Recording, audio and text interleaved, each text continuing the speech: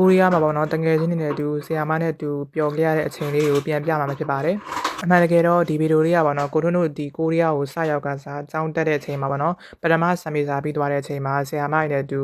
ဓာတ်ပုံရိုက်ခဲ့တဲ့အချိန်လေးပဲဖြစ်ပါတယ်အဲ့ဒီအချိန်ကစောင်းဦးရာသီအကုန်ပေါ့နော်စောင်းရာသီရဲ့သူကူးပြောင်းကာလဖြစ်တာမလို့ဒီဒန်ဖွန်းတွေပေါ့နော်သူတို့နိုင်ငံရဲ့ဒန်ဖွန်းတွေကလည်းနီးနေတဲ့အချိန်မှာတော်တော်လေးကိုလှပါတယ်အဲ့ဒီလိုမျိုးအရန်လာပါနေတဲ့ဒန်ဖွန်းတွေကြားမှာပေါ့နော်ဓာတ်ပုံတွေရိုက်ရတာလည်းတော်တော်လေးကိုလှရပေါ့နော်ဒါကတော့ကျွန်တော်ရဲ့တကယ်ချင်းနေအယူထနေရပါသူတို့ပေါ့နော်ဒန်ဖွန်းတွေအပေါ်ကနေကျဲပြီးရပေါ့နော်သူများလည်းပဲအပေါ်ကနေတရွက်လေးကျွေးလာတဲ့ပုံစံပေါ့ဓာတ်ပုံတွေရိုက်ကြအဲ့ဒီအချိန်ကကိုထွန်းတို့ကပေါ့နော်ဒီပထမဆုံးစမေစာပြီးတဲ့အချိန်ဆိုတော့ပေါ့နော်ဆရာဆရာမရဲ့ကျောင်းသားရဲ့အကုန်လုံးစုပြီးတော့ပေါ့နော်ဒီကိုရီးယားကိုထွန်းတို့ရဲ့ဆမ်မို့ University ရဲ့လှပတဲ့ပေါ့နော်နေရာထဲမှာကျောင်းဝင်းထဲမှာတွားပြီးတော့ဓာတ်ပုံလေးတွေရိုက်ကြပါတယ်ဆရာမလည်းရုပ်ရှင်တွေလည်းလိုက်ပြရပေါ့နော်တော်တော်လေးကိုပြောခဲ့ရပါတယ်မကသေးဘူးပေါ့နော်အဲ့ထဲမှာလည်းဒီအားကစားပြိုင်ပွဲတွေဘောလုံးပြိုင်ပွဲတွေလောက်ကြရပေါ့နော်အဲ့ကြတော့တော်တော်လေးကိုပြောစရာကောင်းခဲ့ပါတယ်ရှုခင်းနေရလေတော်တော်လေးကိုလှတာပေါ့နော်နေရာတွေကမပေးဘူးကြည့်လိုက်ပေါ့ဒန်ဘောနေနေပေါ့နော်ဒီ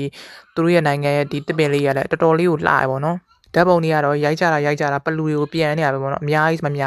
အဲ့ဓာတ်ပုံတွေကိုဖော်ပြမယ်ဆိုရင်ပြီးနိုင်မှာတော့မဟုတ်တော့ပါဘူးဒါကပေါ့နော်ဒါလေးအမှတ်တရအနေနဲ့ကျွန်တော်တင်ပြရတာဖြစ်ပါတယ်